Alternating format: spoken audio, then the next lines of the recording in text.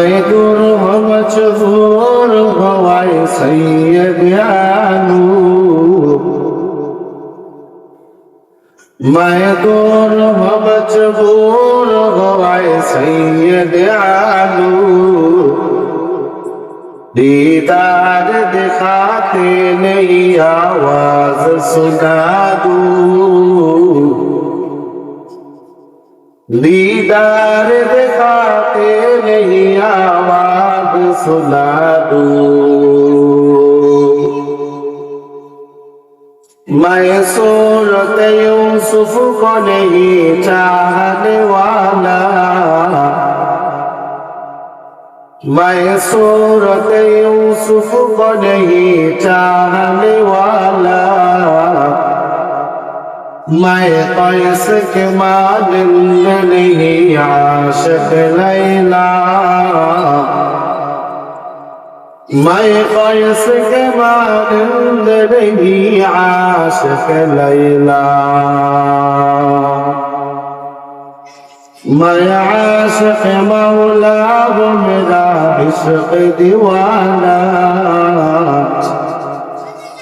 मैं आशिक मौला हूँ मेरा इश्क दीवाना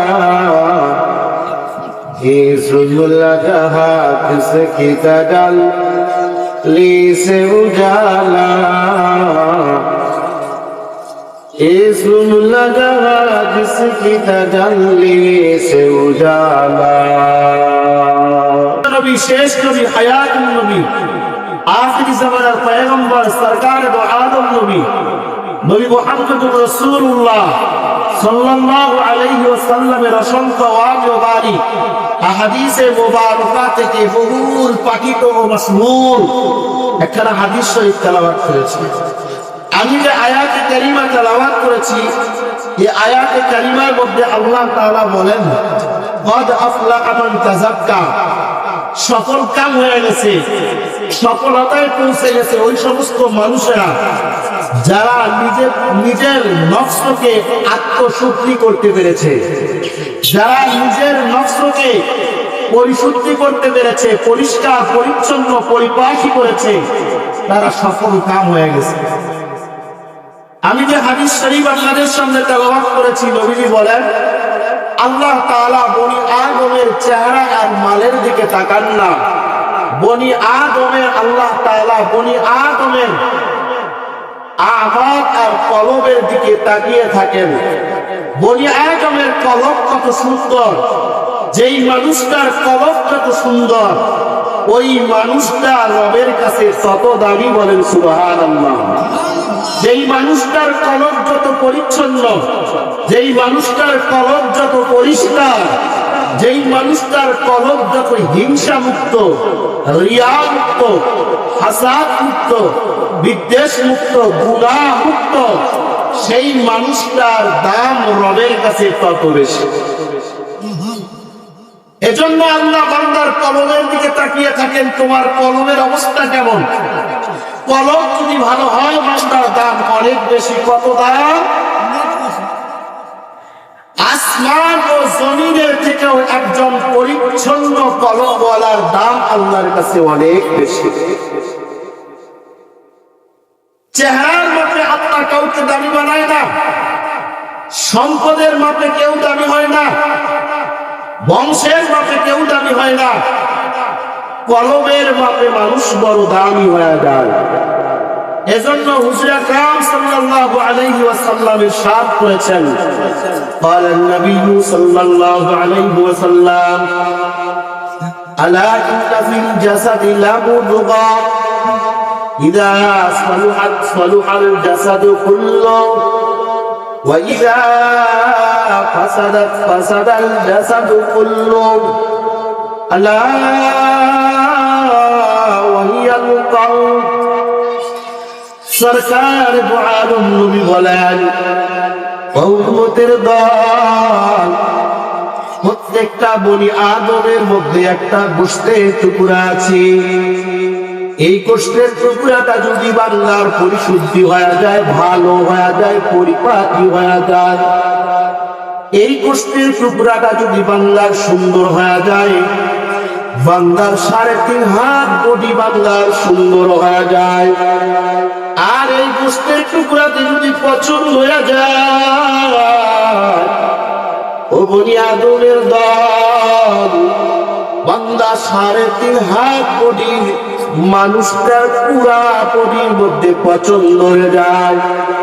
সাহাবায়ে কেরাম পয়গম্বরকে জিজ্ঞাসা করলেন, ও পয়গম্বর, বলবেন সেই গোশতের টুকরাটা কি?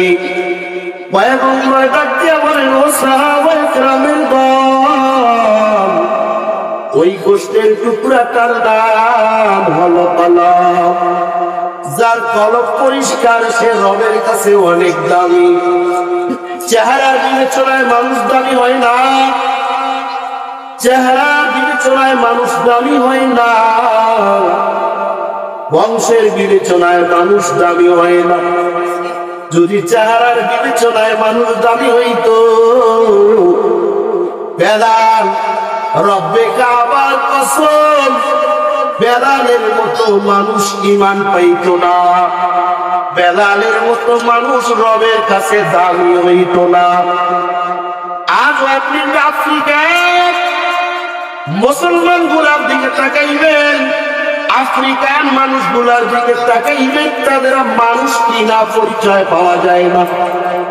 তারা দেখতে অদ্ভুত কালো হয়, তাদের ঠোঁটগুলি নিচের দিকে ঝুলে যায়, তাদের কানগুলি বড় বড়, চেহারাটা অদ্ভুত। এরা মানুষ কিনা? আল্লাহ এদের কেমন সৃষ্টি করেছে, দিমাগের মধ্যে চিন্তা এসে যায়। আজ থেকে 1500 বছরের আগের বেলাল না জানি কেমন ছিল। বেলালের ঠোঁটগুলা নিচের দিকে ঝুলে ঝুলে গেছে, বেলালের কানটা অনেক বড় বড় ছিল, বেলাল সহিভাবে কথা বলতে পারত। বেলালের বংশ পরিচয় ছিল না,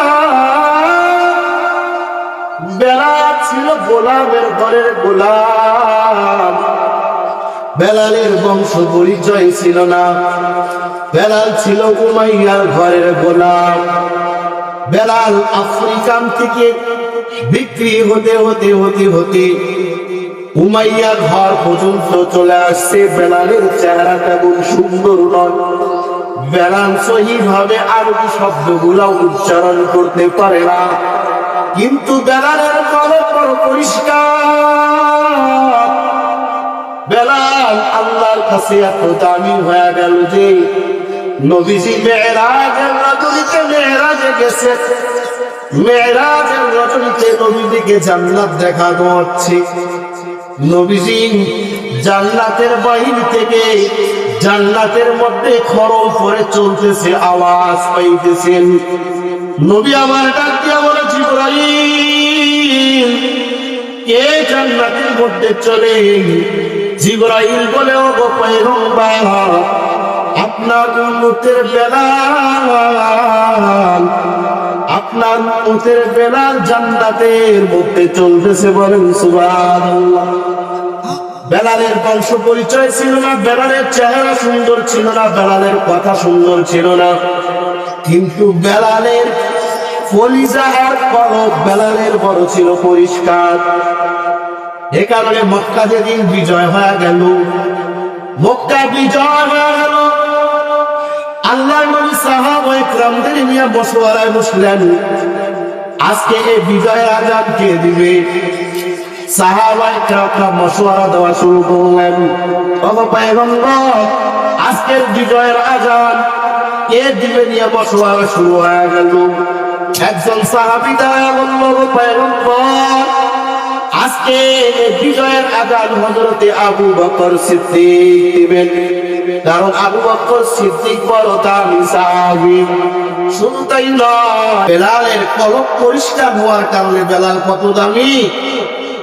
বেলালের কলব ছিল পরিষ্কার, বেলাল পরিচ্ছন্ন কলব নিয়ে রবের কাছে অনেক দামি হয়ে গেছে। কত দামি যে বেলাল মক্কা বিজয়ের দিনে বেলালের কণ্ঠে মক্কায় আযান ভেসে আসছে। শুধু তাই নয়, বেলালের কলবে নবীর মহব্বত ছিল অনেক। বেলাল নবীর মহব্বত নিয়ে কলিজাকে আর কলবকে এরকম পরিচ্ছন্ন করেছে যে বেলালের কলিজা ভরা নবীর মহব্বত, বেলালের অন্তর মন পরিচ্ছন্ন। এজন্য সমস্ত সাহাবায়ে কেরাম রাদিয়াল্লাহু আলাইহিম আজমাইন নবীর ইন্তেকালের পর স্বপ্নে যোগে নবীর জিয়ারত কামনা করে, কিন্তু স্বয়ং নবী বেলালের জিয়ারতকে কামনা করে। বলেন সুবহানাল্লাহ। এ কারণে নবী যখন ইন্তেকাল করলেন, বেলাল মদিনা ছেড়ে চলে গেলেন, আর মদিনায় থাকবে না। নবীরাই বলে পয়গম্বর মাঝে মাঝে স্বপ্নে যোগে বেলালের কাছে গিয়া বলতো, বেলাল আমার মোহাব্বত কি তোমার কলিজায় নাই? আমি পয়গম্বরের মোহাব্বত কি তোমার কলিজায় নাই যে তুমি আমার রওজা জিয়ারত করার জন্য আসো না? বেলাল চেহারাই সুন্দর ছিল না, কিন্তু বেলালের কলব ছিল বড় পরিষ্কার ও পরিচ্ছন্ন। এ কারণে আল্লাহ বলেন, যাদের কলব পরিষ্কার তারা সফল হয়ে গেছে। কিছু কিছু গুণ দিয়ে কলবকে পরিষ্কার করতে হয়, আর কিছু কিছু দোষ কলব থেকে বের করে কলবকে পরিষ্কার করতে হয়। যেমন হিংসা কলব থেকে বের করা লাগে, বিদ্বেষ কলব থেকে বের করে দেওয়া লাগে, দুশ্মনী কলব থেকে বের করে দেওয়া লাগে। আর কলবের ভিতরে খায়ের খাইর গুণ প্রবেশ করাইতে হয়। মানুষের কল্যাণকামিতার গুণ কলবের ভিতরে প্রবেশ করাইতে হয়।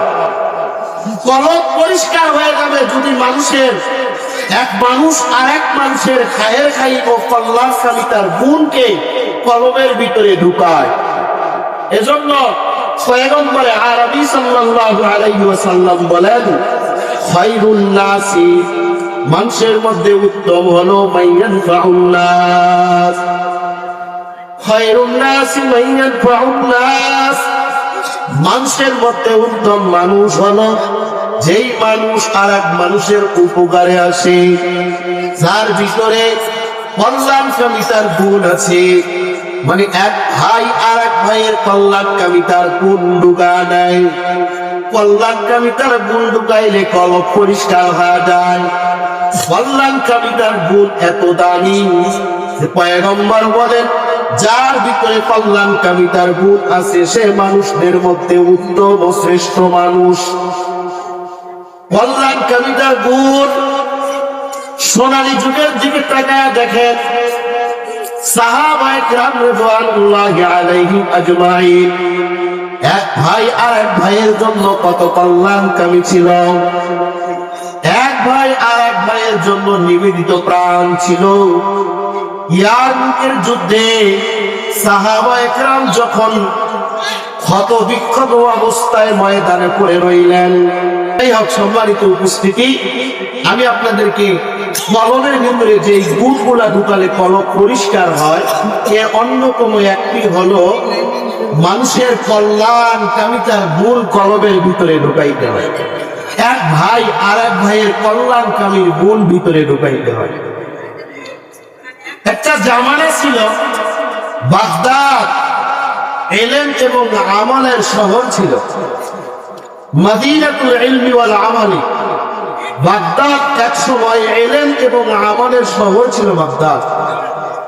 বাগদাদ থেকে ইসলামের পতাকা পট করে পুরো পৃথিবীর জন্য উঠতেছিল। তো এক ইহুদি চিন্তা করলো যে বাগদাদের মধ্যে আছে কি, এমন কি জিনিস আছে যে যেই জিনিসের প্রতি আকৃষ্ট হয়ে মানুষ ইসলাম ধর্মের প্রতি আকৃষ্ট হইতেছে। সে দেখার জন্য বাগদাদে গেল। বাগদাদে যাওয়ার পর যখন রাত্র ঘনিয়ে আসলো, সে এক জায়গায় তাঁবু টানলো রাত্রি জাগরণ করার জন্য। তো রাতের বেলা কিছু খানা খাবে, শুকনা কিছু খাবারের জন্য একটা বাজার তালাশ করলো। প্রতীক পাওয়ার পরে বাজার অনুসন্ধান করে নেওয়ার পরে সে বাজারে গেল, কিছু শুকনা খাবার ক্রয় করে নিয়ে রাতের বেলা খেয়ে রাত্রি যাপন করবেন।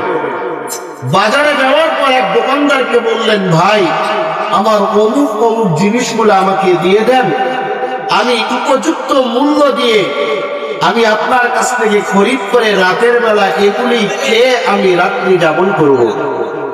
দোকানদারের কাছে সব মজুদ থাকা সত্ত্বেও দোকানদার বলল, ভাই আমার কাছে সমস্ত পণ্য মজুদ আছে বটে, কিন্তু আমি আপনার কাছে বিক্রি করব না। আপনি এই পণ্যগুলো অমুক দোকানে গেলে সব পাবেন, সে দোকানে চলে যান, গিয়ে সেখানে খরিদ করেন। ইহুদি অবাক হয়ে গেল, কি ব্যাপার, তোমার কাছে সব পণ্য থাকা সত্ত্বেও তুমি আমাকে পণ্যগুলা দিলে না, আরেক দোকান দেখায়া দিলেন কেন?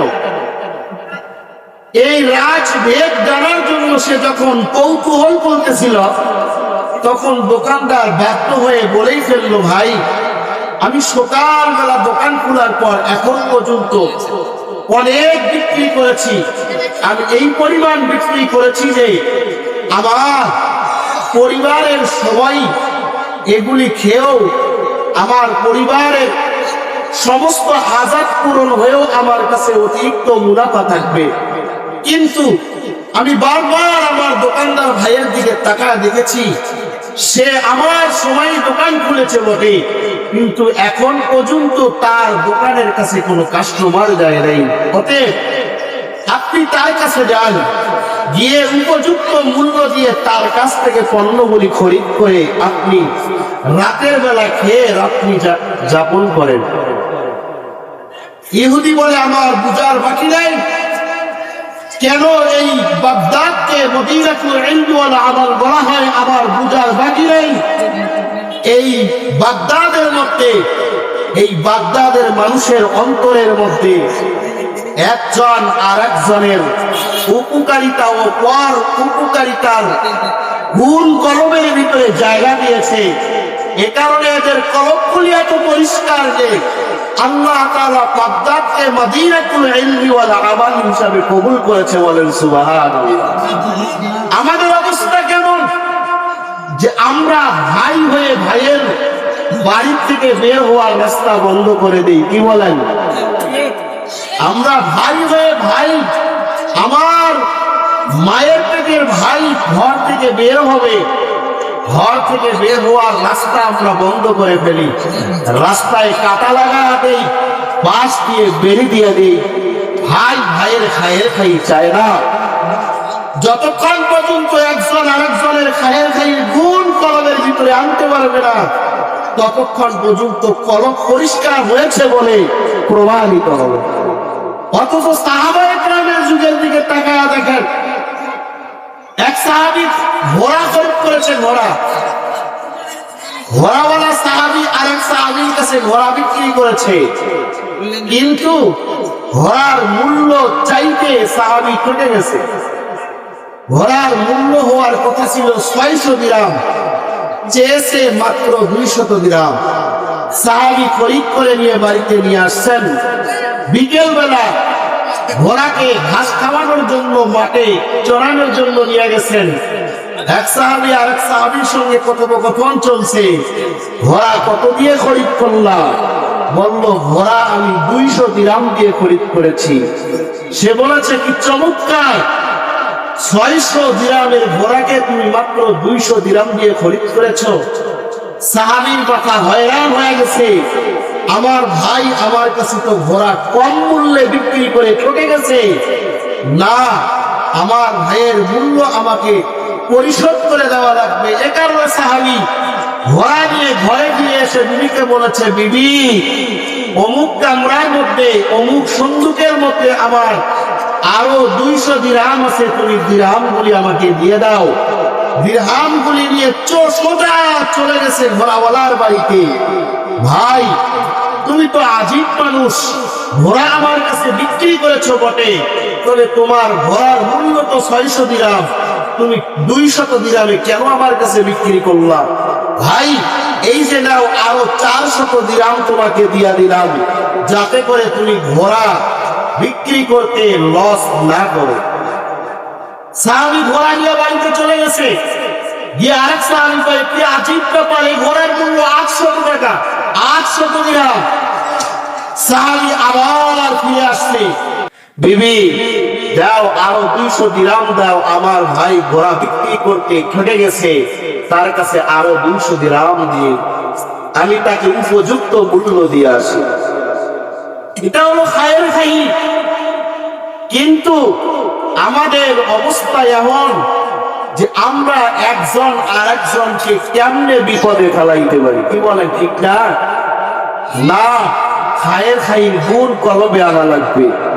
যার ভিতরে খায়ের খাইয়ের গুণ চলে আসবে, এ মানুষটা দুনিয়ার মধ্যে উৎকৃষ্ট মানুষ হয়ে যাবে। আল্লাহ নবী এ পৃথিবীর জমিনে সবচেয়ে বড় খায়ের খাই ছিলেন। আল্লাহ নবী সরকার দো আলম নবী আশরাফুল আম্বিয়া, এই উম্মতের জন্য সবচেয়ে খায়ের খাই। এজন্য ভাই খায়ের খাই গুণ কলমে নিয়ে আসা লাগে। ভাই ভাইয়ের দরজা বন্ধ করা যায় না, বাবা সন্তানের দরজা বন্ধ করা যায় না, মা সন্তানকে ঘর থেকে তাড়ানো যায় না। খায়ের খাইয়ের গুণ কলমে নিয়ে আসো, কলম পরিষ্কার করে দেন। আল্লাহ তাআলা বলেন, যাদের কলব পরিষ্কার আমি আল্লাহর কাছে বড় দামি। যাদের কলব পরিষ্কার, যারা কলবে সালিমের অধিকারী, যাদের কলব পরিচ্ছন্ন, এরা আমি রবের কাছে অনেক দামি। যাদের কলব পরিষ্কার, যদি গুনাহ হয়ে যায়, কলবের মধ্যে দাগ পড়ে যায়, কলব পরিষ্কারওয়ালা কখনো কলবের মধ্যে দাগ রাখতে চায় না, সাথে সাথে রবের কাছে তওবা করে পাপতে নিষ্পাপ আর মাসুম হয়ে যায়। এর ভাই সন্তান মা বাবার খায়ের খাই হবে, ভাই ভাইয়ের খায়ের খাই হবে, সন্তান বাবার খায়ের খাই হবে। আজকে আমাদের সমাজের বাস্তব চিত্র তো এমন, সন্তান মা বাবার খায়ের খাই হয় না। এ কারণে অনেক দেখা যায় ডিগ্রির অভাব নাই, টাকার অভাব নাই, সম্পদের অভাব নাই, কলমের ভিতরে খায়ের খাইয়ের গুণ না থাকার কারণে বৃদ্ধা মা বাবাকে বৃদ্ধাশ্রমে রেখে আসে। কথা বলেন ঠিক কিনা?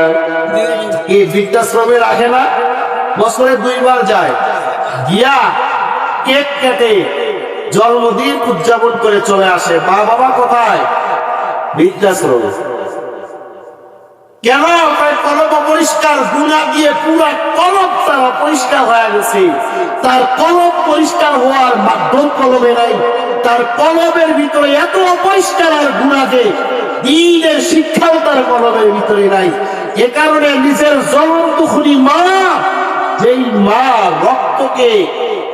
মা রক্তকে পানি বানায়, দুধ বানায় তাকে খাওয়াইছে, এই মাকে বৃদ্ধাশ্রমে রেখে আসে। যেই বাবা তার জন্য হাড় ভাঙা শ্রম দিয়ে তাকে নিজের উপার্জিত টাকা দিয়ে কামাই করে খাওয়াইছে, এই বাবাকে বৃদ্ধাশ্রমে রেখে আসে। ভাই কেন? ভাই এদের কলব বলতে নাই, কলমে সালিম নয়, এদের কলব কি পরিচ্ছন্ন, কলমে দিন নাই, কলব পরিষ্কার নয়, এদের কলব গুনাহ করতে করতে কলব গুলিতে পছন্দ হয়েছে। এ কারণে জ্বলন্ত খুনি মা পরম শ্রদ্ধা আব্বা জানকে বৃদ্ধাশ্রমে রেখে আসতেও তারা দ্বিধাবোধ করে না। কথা বলেন ঠিক কিনা? কিন্তু যদি সন্তান বুঝতো যে আমি আমার মাকে বৃদ্ধাশ্রমে রেখে আসতেছি, কোন মাকে? যেই মা তার রক্তকে দুধ বানায়, রক্তকে পানি বানায়, দুধ বানায় আমার মুখে ঢেলে দিয়েছে, ওই মাকে। আজকে সন্তানের কলব অপরিষ্কার হওয়ার কারণে, দিন না থাকার কারণে, কলব পরিচ্ছন্ন না হওয়ার কারণে সন্তান মা বাবাকে কষ্ট দিতে থাকে। অথচ যাদের কলব পরিষ্কার তারা কত দামি, যাদের কলব পরিচ্ছন্ন ছিল, যারা নবীর আদর্শ ধরে, নবীর আদর্শকে আঁকড়িয়ে রেখে কলবকে পরিচ্ছন্ন করতে পেরেছে। ওই যে ইয়ামানের কুরুন এলাকার ওয়াইস, নবী যুগের মানুষ নবীর সাক্ষাৎ পায় নাই, নবীর সাক্ষাৎ তার নসিব হয় নাই বলে সাহাবিয়াতের মর্তবা অর্জন করতে পারে নাই। কিন্তু নবীজি বলেছেন, ওয়াইস তোমার জ্বলন্ত খুনি মায়ের খেদমত করিও। আমি নবীর সাক্ষাতের থেকে তোমার জ্বলন্ত খুনি মায়ের খেদমতের বড় দাম। এই নবীর আদর্শকে আঁকড়িয়ে ধরেছিল কলব পরিষ্কার পরিচ্ছন্ন করে। নবীর আদর্শকে আঁকড়িয়ে ধরার কারণে এই ওয়াইসের এত দাম হয়ে গেছে যে নবী যখন ইন্তেকাল করেন, নবী মারা যাবেন, মারা যাওয়ার পূর্ব মুহূর্ত নবীজি হযরতে ওমরে ফারুক রাদিয়াল্লাহু তাআলা আনহুকে ডেকে বলছেন, ওমর, এই যে আমার জুব্বা মোবারক তোমার কাছে আমানত রেখে গেলাম, শুধু ইয়ামানের কোন এলাকা থেকে একজন পাগল আসবে ওয়াইস, এই পাগলকে যখন মদিনায় আসবে আমি নবীজির এই জুব্বা মোবারক তার কাছে হাদিয়া দিয়া দিবা। শুধু তাই নয় রে ওমর, ওই মায়ের খেদমতকারী ওয়াইসুল করনীর কাছে আমার এই পাপী উম্মতের মাগফিরাত কামনা করবা, যেন ওয়াইসুল করনী হাত তুলে আমার পাপী উম্মতের জন্য আল্লাহ যেন ওয়াইসুল করনীর দোয়ার বদৌলতে আমার পাপী উম্মতকে মাফ করে দেয়। বলেন সুবহানাল্লাহ। শুধু তাই নয়, ওয়াইসুল করনীকে আল্লাহ তাআলা যখন জান্নাতে পৌঁছাবেন তখন আল্লাহ তাআলা ওয়াইসুল করনীকে মায়ের খেদমতের বদলা দিবেন। আল্লাহ তাআলা ওয়াইসুল করনীকে জান্নাতের গেটে দাঁড় করায়া দিবেন। জাহান্নামী আর জান্নাতীরা সবাই ওয়াইসুল করনীর দিকে তাকায় থাকবে। ওয়াইসুল করনীকে আল্লাহ তাআলা বলবেন, ওয়াইস, আজকে তোমাকে এই ক্ষমতা দেওয়া হলো যে যতগুলা জাহান্নামীকে তুমি চাও ততগুলা জাহান্নামীকে নিয়ে জান্নাতে চলে যাও। বলেন সুবহানাল্লাহ। যাদের কলব পরিষ্কার নয় তারা মা বাবার খেদমত বুঝবে না। এজন্য কলব পরিষ্কার নিয়ে রবের কাছে দাঁড়াইতে হবে। যাদের কলব পরিষ্কার, কারণ যারা কলব পরিষ্কার নিয়ে রবের সামনে দাঁড়াবে, রবের সামনে দাঁড়ানোর অবস্থাটা বড় ভয়ঙ্কর। এ কারণে কলবে সালিম পরিষ্কার পরিচ্ছন্ন কলব নিয়ে রবের সামনে দাঁড়াতে চাই। এজন্য সম্মানিত উপস্থিতি, টুটা ফাটা কিছু কথা আপনাদের সামনে পেশ করলাম। কলব পরিষ্কার করা ছাড়া ইবাদতে মজা লাগবে না। নামাজ পড়বেন, নামাজে মজা লাগবে না। রোজা রাখবেন, রোজায় মজা লাগবে না। মাদ্রাসায় দান সদকা করতে গেলে মজা লাগবে না। কেন? কলব পরিষ্কার নয়। আজকে মসজিদের মেহরাব থেকে আযান ভেসে আসে, আল্লাহু আকবারের আযান চলে আসে, কিন্তু কয়জন আছে এমন যে মসজিদ থেকে, মসজিদের মেহরাব থেকে আযান ভেসে আসে, কিন্তু আযান আসার সাথে সাথে হাজারো ব্যস্ততাকে অপেক্ষা করে আল্লাহু আকবার বলে দাঁড়ায় যায়। কয়জন পাওয়া যায় সমাজে? কয়জন কৃষক আছে এমন যে যায় নামাজটা নিয়ে সকালবেলা মাঠে চলে যায়, মাঠে কাজ করবে, যায় নামাজটা রেখে কাজ করতে থাকবে, আর হঠাৎ যখন মসজিদের মেহরাব থেকে মুয়াজ্জিনের কণ্ঠে ভেসে আসবে আল্লাহু আকবার, আল্লাহু আকবার, আল্লাহর বান্দা কাজকে অপেক্ষা করে দাঁড়া যাবে, যায় নামাজ বিছায়া, আমার মহান মুনিব ডাক দিয়েছে, আর কাজ করা যাবে না, আল্লাহু আকবার বলে দাঁড়া যাবে। কয়জন মানুষ পাওয়া যায় যে যারা মাঠের মধ্যে কাজ করতে যায়, যায় নামাজ একটা নিয়ে যায়। কয়জন দোকানদার পাওয়া যায় তার দোকানের মধ্যে একটা যায় নামাজ রাখে। আল্লাহু আকবারের ধ্বনি যখন চলে আসে, আল্লাহু আকবারের ধ্বনি চলে আসলে যায় নামাজ বিছায়া আল্লাহু আকবার বলে দাঁড়া যায়। কয়জন পাওয়া যায়? এর ভাই, আজকে মসজিদের মেহরাব থেকে আযান ভেসে আসে, কিন্তু বান্দাকে মসজিদ পর্যন্ত আনে না। বান্দার কলব গুনাহ করতে করতে বান্দার কলব পচন ধরে গেছে।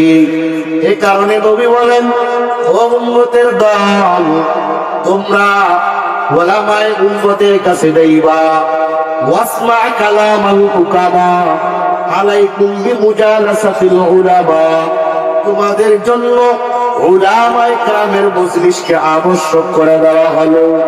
উলামায়ে কেরামের মজলিসে যাইবা, উলামায়ে কেরামের মজলিসে বসো, ওয়াসমা কালামাল হুকামা, এবং প্রজ্ঞাবান মানুষের কথা শোনো, উলামায়ে কেরামের কথা শোনো। কেন উলামায়ে কেরামের কথা শুনবা জানো? তোমার ভিতরে একটা কলব আছে, কলব। ভাইজান, প্রচন্ড রোদের দিনে জমিন ফেটে যায়, জমিন পানির আকাঙ্ক্ষা করে, আসমানের বৃষ্টির অপেক্ষা করে। আসমান থেকে যখন বৃষ্টি বর্ষণ হয়, এ জমিন তরু তাজা হয়ে যায়। মানুষ গুনাহ করতে করতে মানুষের কলবে পচন ধরে যায়। এই মানুষগুলা যখন উলামায়ে উম্মতের মজলিসে বসে, ওয়াসমা কালামাল হুকামা, এবং প্রজ্ঞাবান মানুষের কথা শুনে, আসমানের বৃষ্টি যেমন ফাটানো জমিনকে তরু তাজা করে দেয়, উলামায়ে কেরামের জবান থেকে যে কথাগুলি বের হয়, এই কথাগুলি যদি বান্দা দিলের কান দিয়ে ইখলাসের নিয়তে, আমানের নিয়তে শুনে, বান্দার কলব, ওই পচন ধরা কলবগুলি পরিষ্কার হতে থাকে। বলেন সুবহানাল্লাহ। এজন্য উলামায়ে কেরামের মজলিসে যাও, উলামায়ে কেরামের সুহবতে যাও, নেককারদের সুহবতে যাও, উলামায়ে কেরামের জবান থেকে কথা শুনো। উলামায়ে কেরামের জবান থেকে বান্দা কান দিয়া কথা শুনবে, কোরআন তেলাওয়াত শুনবে, বান্দার কলব পরিষ্কার হতে থাকবে। বান্দা জবানে জিকির করবে, আল্লাহ আল্লাহ আল্লাহ জিকির করবে, বান্দার কলব পরিষ্কার হতে থাকবে।